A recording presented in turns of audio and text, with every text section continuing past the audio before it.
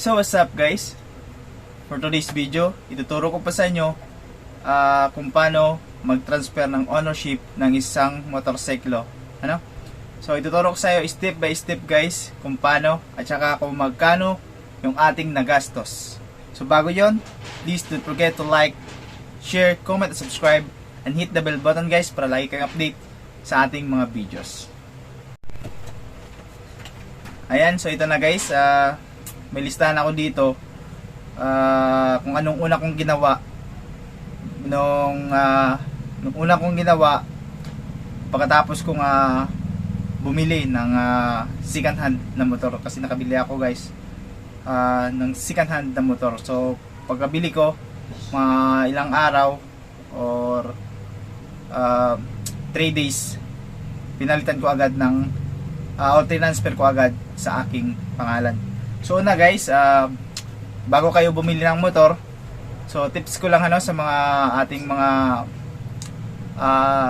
riders na mga bumibili ng mga motor na second hand, lalo na yung mga second hand. So titingnan natin ng mabuti kung ito ba ay legit ang kanilang mga OR at saka CR. Kasi may iba guys, mayroong mga CR na Xerox lang siya. Xerox lang yung So marami naman mga tutorial din guys, no, na malalaman nyo kung paano at kung ano ang titingnan mo sa ORCR or sa CR, kung ito ba ay fake or original. So ngayon guys, muna ang pag-usapan natin ay kung paano mag-change ng ownership. So na guys, pagkabili nyo ng motor, syempre meron kayong deed of sale. Una is meron kayong deed of sale. Pangalawa, meron kayong original na OR at saka CR. Pangatlo, meron kayong dalawang valid picture ng nagbenta sa'yo, at saka ikaw meron kayong dalawang valid ID na may tatlong signature sa gilid or sa baba. So pag mayroon ka na nun guys, punta naman kayo sa, kung expired na yung expired na yung OR nyo, is magano kayo ng emission. So emission muna guys, ayan. So nagpunta ako ng emission, ayan. So pagkatapos ko sa emission, nagkuha ako ng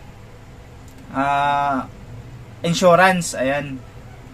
So sa emission guys, ang binabayaran ko is 450 sa smoke test, ayan. So sa insurance naman, ang bayaran ko is 800. So pagkatapos nun guys, kung mayroon ka na, punta ka ng HPG, ayan. So sa HPG, pupunta ka ng HPG guys, kasi sa HPG kukuha ka ng HPG clearance. So pagpunta mo ng HPG, kailangan daldala mo yung mga original at saka Xerox mo din guys, no, yung galing ka na ng emission, mayroon ka na ng yung nabanggit ko sa una, mayroon ka ng mga basta complete na yun guys.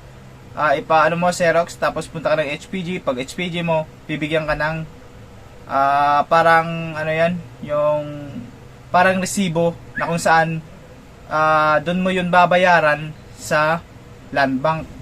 Ayan, so pagdating mo naman ng land bank, babayaran mo dun guys sa land bank is 650.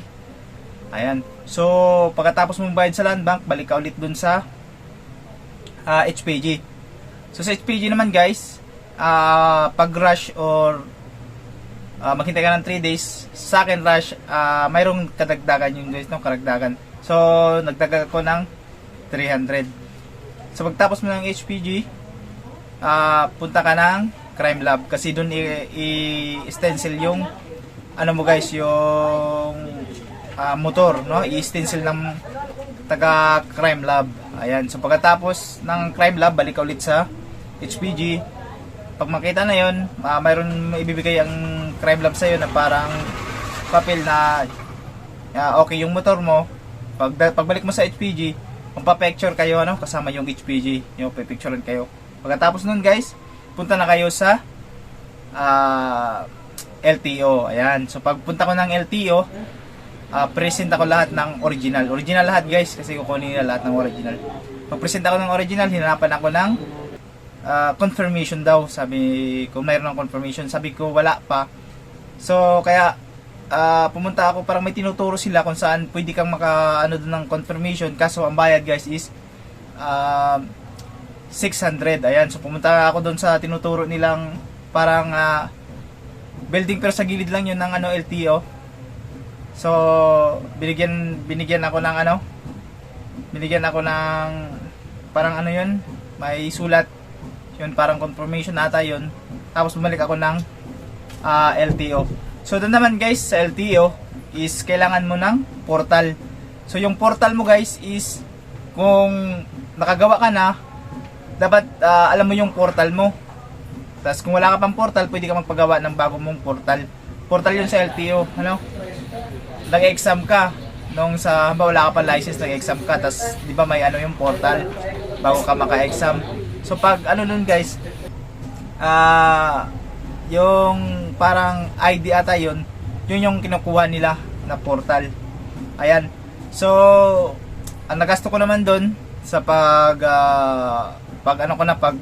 pagkuha ng bago nating OR at CR is 666 kasi yun yung nabayaran natin sa ating OR CR.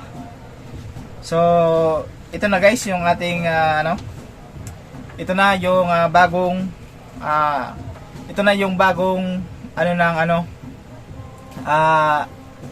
LTO. Medyo mahaba na, ayan. So medyo mahaba na siya guys. Ito yung bago nilang CR, Tsaka ito naman yung ating UR, ayan. So ito yung bago. So nakapangalan na dito guys is pangalan ko na kasi sa akin na tong motor. Kasi nabilin natin guys sa atin na tong motor. Ayan. So yun lang guys. So sana na nyo yung natin video kung anong iuna at saka kung anong step by step, para po malaman natin kung para malaman nyo kung saan kayo una at saka para mabilis din kayo guys, So ito na guys yung ating nagasto lahat.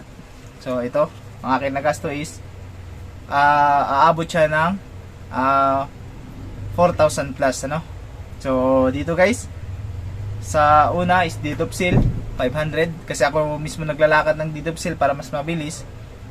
So ako kailangan sa Didopsil nyo guys is mayroong tatak doon ng attorney, may doon ng attorney, seal ng attorney. Tapos emission test 450, insurance 800, HPG dun sa land bank 850, HPG 300, confirmation 600, LTO 666 pesos. So thank you so much guys for watching. So I hope may natutunan kayo or may nalaman kayo sa ating video na ito. So maraming salamat guys. Hanggang dito na lang. Peace out.